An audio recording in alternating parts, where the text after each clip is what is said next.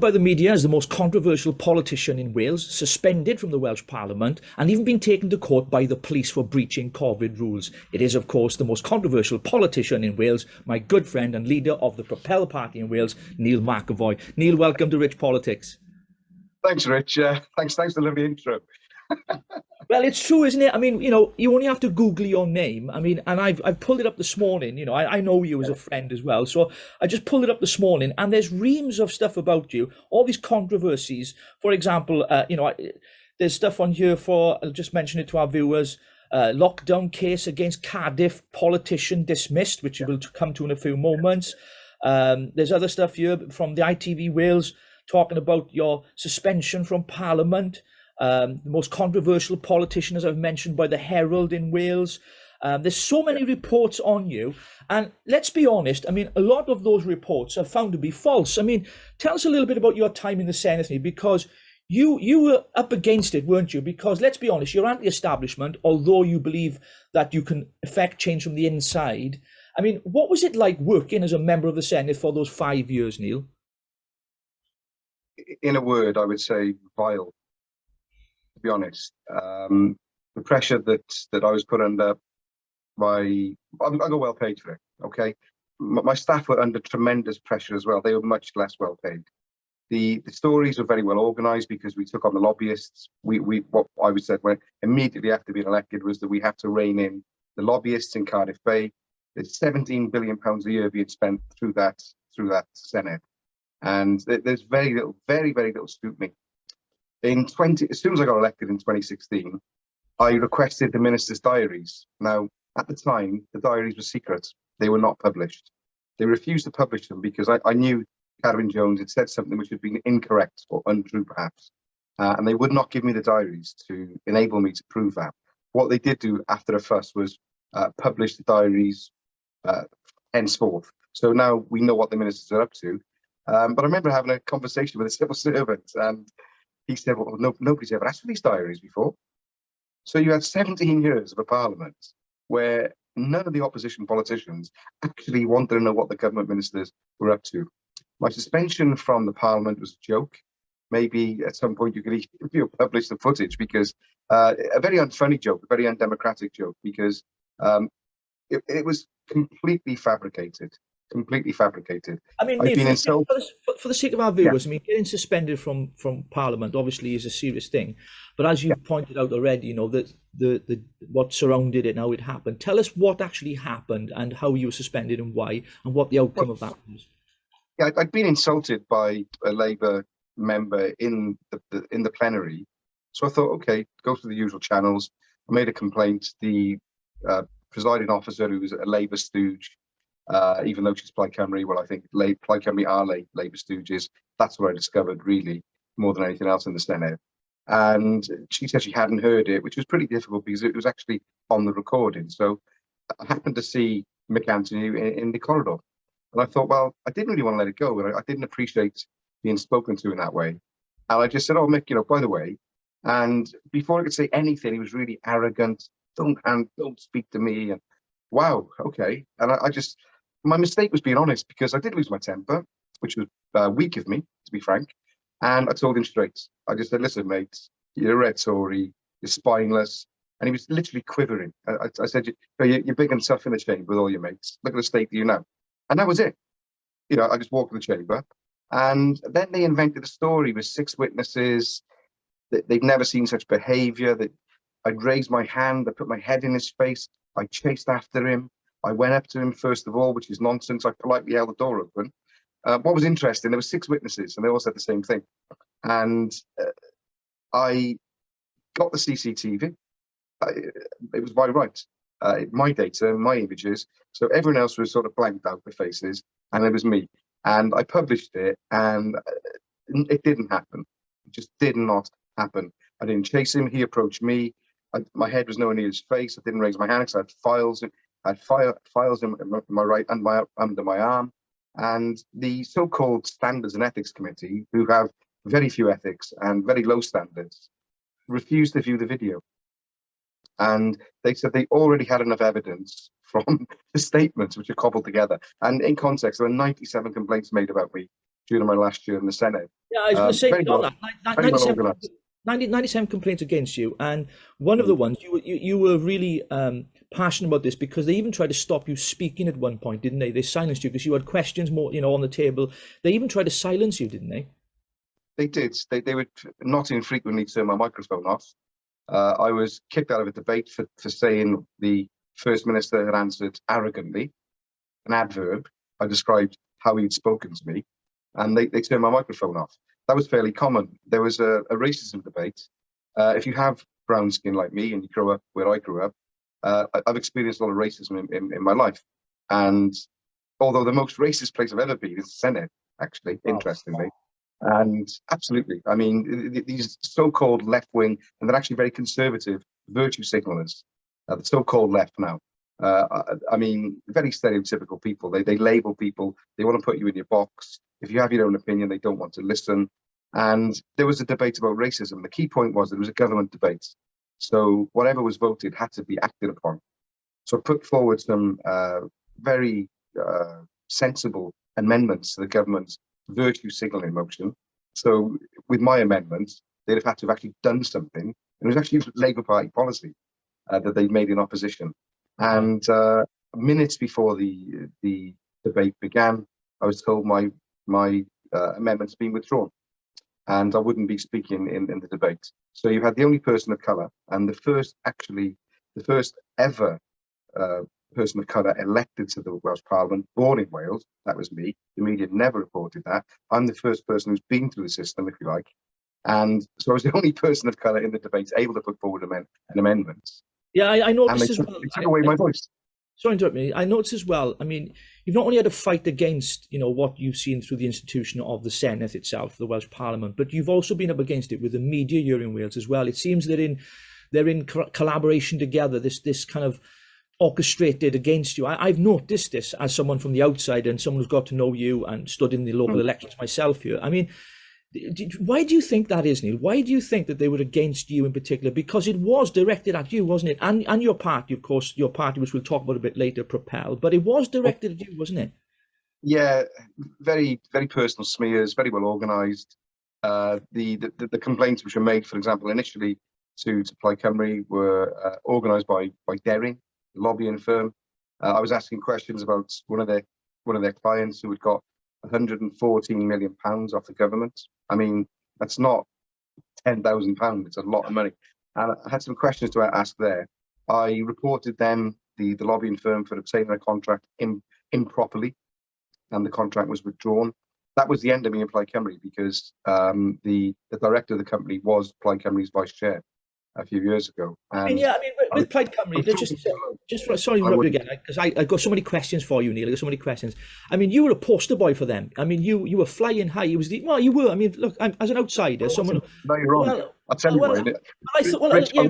I thought you were, because from the outside, you're very charismatic, right? You get you, and you're strongly opinionated, which we need in politicians, and you're an honest man. And one of the things I want our viewers to know as well, the amount of work that I know that you do in your community is immense. Even as an unelected official, you were doing it, but even more so, and that needs to be applauded. So, I mean, I saw your career, and I was thinking to myself, this guy is really, poster boy for Plaid Cymru. But you don't think you were you?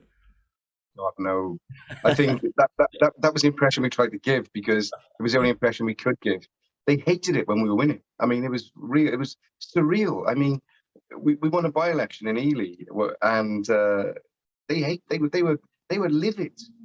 It was in the middle of the campaign. The candidate was going to pack it in because she'd had enough, because she was told she wasn't supposed to associate with me. This was in the middle of a campaign. I mean, Adam Price turned up for 20 minutes or maybe a half hour. Nobody else did. We won it, and they hated that we won.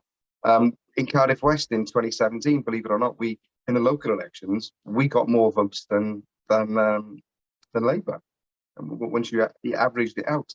And that was the starting gun, because when we actually proved that we could beat Labour, I had complaints after complaint after complaint, and it was all organised by Plaid Cymru. And another reason a reason I didn't fit in, Rich, as well, is because after plenary, occasionally I'd go for a drink with people I worked with, but generally I'd go home to my wife. Yeah. And I think that was a problem. because Yeah. you know, there are other people in Plaid and other parties. You know, they get up to other things after plenary, Yeah, well, and I'm just a there normal are guy. lots. Yeah, there are lots of stories. And one thing is, you are a family man. I've witnessed that myself, and that's always good to see. I mean, bring it up to date then. Can I touch on the complaints for a sec? Yeah, Because absolutely. Yeah, tell us, tell us. I've been, you know, banned from local government for 4 months. That was because I was asking questions about a child alleged abusing care. Now, the child has never changed its opinions on what happened on what happened to he or she. Let's say, let's keep it really anonymous. And because I was asking questions about the child's welfare, the person who the child said abused it, okay, started a complaints process, which instead of him being investigated, it was me who was banned from local government for 4 months. The other one, there was a poor woman guilty of poverty being evicted. There was no need to evict her. And all I said was, look, really, we've got to restructure the council to make sure that doesn't happen again. And I was called a bully at the time. And I was suspended for a month there. And I mean, we don't live in a democracy now. That's pretty clear, because we wanted to form a party in December 2019. We were completely ready, up and running, and the Electoral Commission would not let us form until the 2nd of March 2021. So how was I supposed to keep my seat as a member of the Senedd when I had 8 weeks to market a new brand, a new party, and it was against, don't forget, it was against the law to knock on doors at that time. And if I was selling double glazing, no problem at all. I could have gone anywhere. Well, Because I was a politician, I want to bring us, allowed to. I want to bring us to that, Neil. So I interrupt you again. I've got so many questions for you. Great to have you on the show. Yeah, it's around that whole issue, because I know I've seen your social media was awash with how the police were kind of, you know, targeting you, whether it was through complaints from members of the public or from other politicians during the campaign in May, which I was part of. I mean, you were arrested, or you were summoned to court, and you recently went to court, and it was dismissed, wasn't it? Tell us what actually happened, what you did, and what the outcomes of that were, Neil. Well, we're sort of living in a mini East Germany, and because what people won't know is that in 2011, the police took me to court for driving whilst using a mobile phone. Now, I wasn't, okay, I wasn't. And on the day, the police officer admitted embellishing evidence. There was chaos in the court. It was dismissed. So that was the first one that they tried to prosecute me wrongly for. And it really frightened me, because I thought, my God, I just wasn't, there was no, if they'd have looked at my telephone bills, they would have seen there was no activity, right? So I wasn't convicted there. As soon as I was elected to the Senedd, well, before I got elected, my house was burgled. Don't know who did it. I don't know any burglars who throw money on the floor. Not many of those around. And jewelry and so on. They stole nothing other than papers from my office. When I got elected, immediately after I got elected, I was faced with a criminal investigation for electoral fraud. Okay, heavy allegation. Do you know what it was about? They said I'd used too many estate agent boards and didn't declare them. I mean, come on, please. So they came to my office, counted the boards, right, everything was in order. It matched the returns, so no further action. I was then out of time, actually, because I went out of my office, I had work done, and the builder, I wouldn't say he did me a favour, he liked the work I did in the community, and he wanted my office open. And the office that we had is a really good prime site on the high street, but it was a estate. So we had to get all the walls done, new ceilings, a wall put up, doors put in. It was a lot of work.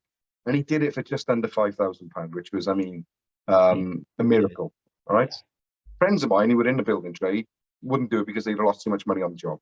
That's the context. Anyway, fast forward a few years later, they're looking around for what can they get on me. They decided to investigate me for fraud over that work undertaken in my office. Of course, it went on. The investigation took 3 months over Christmas. It didn't ruin my Christmas, to be honest, because I wasn't that bothered by it. That's just me. The builder had a terrible time. He said it ruined his Christmas. And of course, there was no further action. I was investigated for misconduct in public office. That complaint was actually withdrawn. And then suddenly, I have police officers knocking at my door. I got police officers following me around the city. I got police officers coming to my office, telling me I've got to stay in my, basically, I've got to stay in my house. And every other politician in Wales is out doing their duty and public duty. And they then decided to fine me. And they published that they got a complaint off a member of the public. No, they didn't actually. There was one complaint on the 6th of February made by an individual who was out jogging. The individual out jogging phoned the police, wrote a statement and said they'd seen Neil McEvoy walking down the streets. Isn't that terrible during lockdown? He went out jogging. Do you know what I mean? Yeah, I know. So And you had, I didn't complain about that. and you had Lee, Let me just Lee say that Waters, because and you had Lee Waters Lee travelling to his home down in yeah, Clesley and all that stuff. You know, I mean, I know it's crazy. yeah. Let me just say though, Rich, because when the charge they put me up for, there were no witnesses, there were no complainants, they were police officers, and they even got the charge wrong. I mean, I'm in court, and it was ludicrous. And I'm thinking the charge is wrong. So the prosecution started, and the judge said, "Well, we've got to say, Mr. McEvoy." And I said, "Well, actually, it's the wrong charge, because on the initial paperwork they were saying ABC, on the charge before the court, DEF. So I mean, it's wrong." Asked the prosecution, shuffling through papers. We've made a mistake. So the judge is saying, "Well, you've had 7 months to sort this out. You've made a mistake." So they amended the charge in the court. The judge then said, "Well, where are your witnesses?" They had no witnesses to present. They didn't send me the statements. I didn't have a single full statement until less than 24 hours before my hearing, before my trial. So therefore, they've got to give you 7 days. So the judge was really unhappy with that. And in the end, he called the prosecution appalling. And he gave them 20 minutes to sort themselves out. He sort of suggested they withdraw the charge. The prosecutor said she had to take advice off a manager. They came back in 20 minutes, refused to withdraw the charge. And ultimately, there were no witnesses available to the court. There was only one statement to rely upon, which was completely, it was irrelevant actually to the charge. And the case was dismissed. What was interesting was the judge said to me, I went to leave the courtroom, and he said, "You may want to sit down, Mr. McEvoy, and hear what I've got to say to the prosecution." I thought, well, that's interesting. So I sat down and listened to the judge really tear the strip off the Crown Prosecution Service. And he told them, he said, "Look, we have serious business to do here." And they've effectively wasted a morning of court time, thousands of pounds of public money, pursuing me for what reason? I mean, just so that you get a dodgy headline before the election, which the BBC always run with. I mean, the BBC, they're Kemlin, BBC reporter. I remember Kemlin Hughes, is it? I should know. Davis, I think it is. Davis. His wife is Ruth Masalski, Wales Online. Yeah, and, I know. Neither of them would represent the voice of the child in the complaint about me, because I said to those two journalists, the couple, "Look, there's a kid involved in this. Forget me. Get me another time. A child is alleging abuse. Can you please say something about that? Give that child a voice." They refused, and they said the story is about me. And in terms of, we've got different politics, Rich. You know, myself and you. I want to see a sovereign Welsh Parliament when it's ready. Sorry to interrupt you. I go into it again because I want to move you on to that, because you know the election. You mentioned what happened during the elections, how there was a campaign against you, and I saw that, and I agree with it. It was awful what was done to you through the media and through politicians, those who were down the bay. I mean, the Propel Party, of course, is a new party relatively, and as you said, you had almost, you know, a couple of weeks or months, whatever it was, to get it up off the ground, because, you know, the name, the Electoral Commission was a big problem.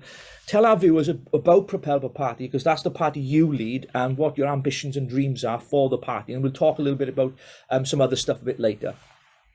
Well, we're an alternative. We believe in sovereignty, individual sovereignty, people having rights, freedom of speech, which we've lost now. I mean, these are rights we have to reclaim. We believe in sovereign communities. So, for example, if they want to stick an incinerator in the middle of your community, which is going to pollute the whole area for decades, as is happening on working class estates generally, then there should be a vote on it. The community should have the right to vote and decide whether or not that happens in their locality. The same with local development plans, where we're losing so many green spaces. Give the community a vote. So the idea of community sovereignty. We believe in direct democracy. And instead of these dodgy committees, where when I did the recordings of the standards commissioner, I was listening to them say things like there wasn't much evidence against me, and the problem was once they found me guilty, I was going to appeal. So they had a word with the officials, and it was okay because my appeal was going to be thrown out before I made it. Okay, so rather than have those dodgy committees, because they are dodgy, we want direct democracy. So if an elected official has done something wrong, let them face a new election. Let's have recall elections. Let's put power back in the hands of the people. I believe in a sovereign parliament. Well, wants a sovereign Wales. We could be a wealthy country. I mean, gas prices are going through the roof. There's over £100 billion worth of gas in the old mines, easily accessible. It's not fracking either. It's not fracking. It can be done, and there's a whole country that we could harness. But the problem at the moment, we've got it's not even a parliament. I mean, it's a committee almost, like a council dominated by one single party, and it's corrupt right the way through. So the biggest thing we need to do is sort out corruption in Wales, in the public sector. I mean, if you're a member of the Labour Party, you get preferential treatment in Wales. I mean, people in England may be shocked by this, but I've seen it. I used to be in the Labour Party. It's another reason why they hate me, Rick, because I know these people.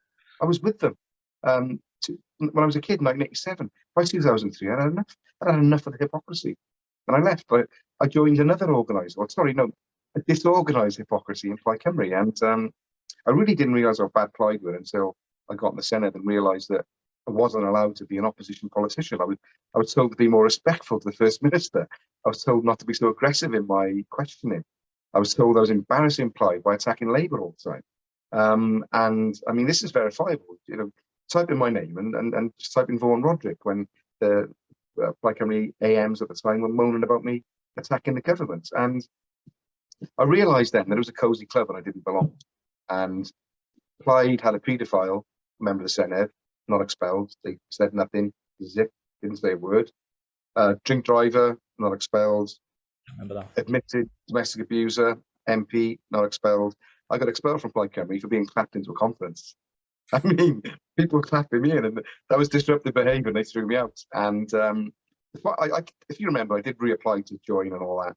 And the final nail for me was, as a means to stop me rejoining, they put me on a disciplinary for saying that the paedophile Simon Thomas should have gone to jail, because they said I brought Plaid Cymru into disrepute by saying a paedophile should have gone to jail. Now, as a father, as a man, as a human being, what kind of people thought that I brought them into disrepute by saying a paedophile of the worst kind? It was the worst images that they found on his hardware, saying that I brought them into disrepute by saying that man should have gone to jail. And I had to think, my disciplinary was covered, the hearing was coming up, and I thought, you know what? Nah. And I walked out. I decided not to reapply. And probably that's when I lost my seat, because we wanted to get on, create Propel and get up and running, get out there, get a brand out there, be really busy. And we were stopped from doing so by the Electoral Commission, because they wouldn't let it. First of all, we were the Welsh National Party, then the Welsh National Party. In the end, we had to opt for the name Propel, because otherwise we wouldn't have been able to stand in the elections. Now, just think about that. We tried to apply to be a political party in December 2019. So by the time we got to January 2021, we realised that the only name we could actually get away with was Propel, because it was already a limited company. We'd already set it up as a pressure group a couple of years earlier, and we realised that that was the only name the Electoral Commission could not object to legally. And we could have been in a position where we would not have been able to stand for election. This is Soviet-like. It's East German-like. It's right-wing fascist regime-like. We've got a government in Cardiff Bay taking away choice time after time. Lots of parents like me are worried about the sex education. 4-year-olds being told all kinds of things about gender. 10-year-olds being told things which I don't think they should be told in school, in terms of the actual, not just the mechanics. Of course, educate people about sex. But I mean, do you have to discuss different kinds of sex with such young children? Should you be asking 11-year-olds what their sexuality is? These things concern me a lot, because it reminds me, I'm old enough to remember the 1970s, Rich, and I was born in 1970, and there was an organisation called the Paedophile Information Exchange, and they were coming up with all these ideas, and they were normalising the sexualisation of children, and this concerns me now, and because I see it happening, and the Welsh Government passed a law I voted against. They passed a law taking away the right of parents to withdraw their children from classes. They also passed another law saying that councillors could not be members of the Welsh Parliament at the same time. That was aimed to get me. It's okay to be a landlord, you can be a doctor, you can be a business person, you can be a lawyer, but you're not allowed to be a county councillor. They took away the right to communities to call referenda.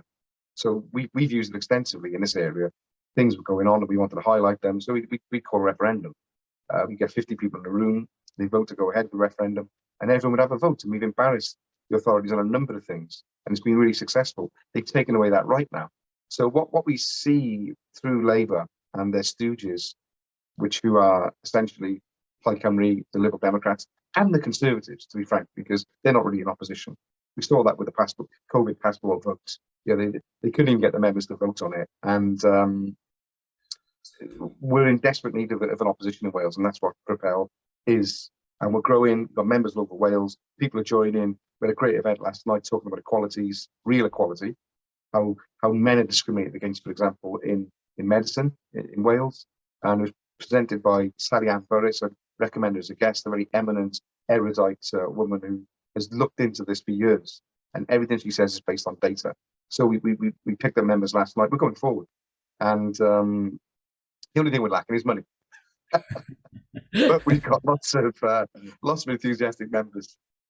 Brilliant, Neil. Well, listen, I wish you every success with Propel, and I know that your commitment to that cause is unquestionably incredibly passionate. Your convictions and everything that you do, and I really applaud you for that.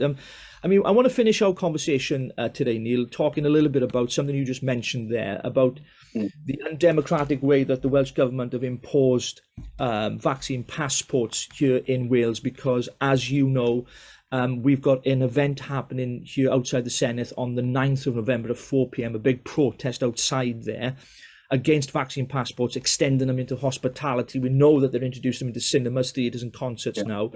I know you've been an advocate, as you are, for free speech and freedoms and things. That's what Propel stands for, as you've mentioned. And you've been quite vocal about this, that you're against vaccine passports. What do you make of this government's latest announcement and the way they're pushing the narrative towards vaccine passports or showing your medical status to get into places? We're taking baby steps towards fascism. And the working class families who I represent are already in the throes of fascism, in the way that their children are removed, for example, for no good reason, and put into care and put into the adoption industry. Separate topic, but relevant, because it's all about taking away our freedoms. That I've got people who I know who are double jabbed. They'll have the booster when they can, and they refuse to use the data passports. And what frightens me is where's the next step? It's already being mooted now that maybe travel will be restricted. It's been suggested. Yesterday, Joanna Lumley was suggesting it. So you've got, I suppose, celebrities now actively suggesting more restrictions on liberty. It's the thin end of the wedge. It's not even very thin, actually. It's outrageous. So the fact that if you may have had COVID, you may be relying upon natural immunity as a result, and you're being coerced, which is against your human rights. You're being coerced into having a jab, which some people don't need. Children certainly do not need it. And it's way too soon to assess the whole impact of COVID jabs. And the way they're being rolled out and the way they're being used to coerce people, to bully people, is wrong. And what we have is a two-class society now. The vaxxed, well, I shouldn't say vaxxed, the jabbed and the unjabbed. And it's completely wrong. It's completely wrong. And Propel and myself 100% oppose it. It's about choice. If you want to put something in your body, consent with authority and knowledge, fine. We're not anti-jab. We're anti-COVID passport. Yeah, Neil, well, listen, it's been an absolute pleasure. We don't agree on a lot politically, as we both know, but on this one issue, man, I echo every single word you have just said. Just one thing, Rich, I'm looking at the background. Any chance of a Welsh flag, mate? So there you go. I will. Do you know what? I'm going to get a Welsh flag, right? Unless if you've got one in the office, I'll pop down to Cardiff and come and collect one off you. I'm definitely going to put a Welsh flag in that corner right there. I promise you, I'll do it just for you, Neil. Listen, it's been absolutely for me in the background. What's that? You make an exception for me in the background. I'm surrounded by a Union Jack. I feel quite impressed. Listen, it's been an absolute pleasure, Neil. You're absolutely delightful. I loved chatting with you, and I hope to catch you on in Cardiff for a pint very soon. Thanks for coming on Rich Politics. Yeah, definitely. Diolch yn fawr. Thank you.